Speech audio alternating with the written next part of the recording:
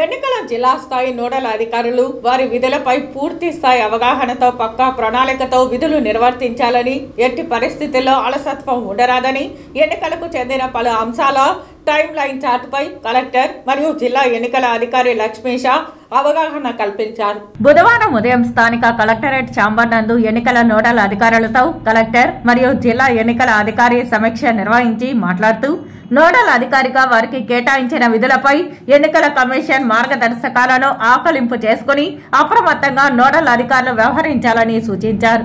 C విజిల్లో అందిన ఫిర్యాదులు ఎన్నికల సంఘం సూచించిన 10 నిమిషాల్లో పరిష్కరించాలని సూచించారు. ఎంసీసీ ఉల్లంఘనలు ఎట్టి పరిస్థితుల్లో సహించేది లేదని, తప్పనిసరిగా చర్యలు ఉంటాయని అధికారులందరూ ఎంతో అప్రమత్తంగా వ్యవహరించాలని తెలిపారు. ఎన్నికల ప్రవర్తన నియమావళి అమల్లో ఉన్న నేపథ్యంలో రాజకీయ ప్రకటనలు, పోస్టర్లు, హోర్డింగులు, బ్యానర్ల ప్రదర్శన విషయంలో అధికారులు ఎంతో అప్రమత్తంగా ఉండాలని, ఎన్నికల సంఘం మార్గదర్శకాలకు విరుద్ధంగా ఎటువంటి రాజకీయ ప్రచారాన్ని అనుమతించరాదని సూచించారు. సరిహద్దు రాష్ట్రాల నుండి లిక్కర్ ఓటర్లను ప్రభావితం చేసే పలు రకాల వస్తువుల అక్రమ రవాణాను నియంత్రించేందుకు పటిష్టమైన చర్యలు చేపట్టాలన్నారు.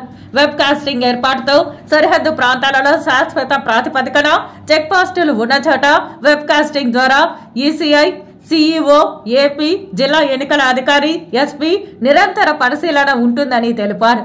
కలెక్టర్ ఛాంబర్లో ఏర్పాటు చేసిన ఎన్నికలకు సంబంధించిన వివిధ అంశాలపై, వాటి టైం లైన్ చార్ట్పై అధికారులకు అవగాహన కల్పించారు.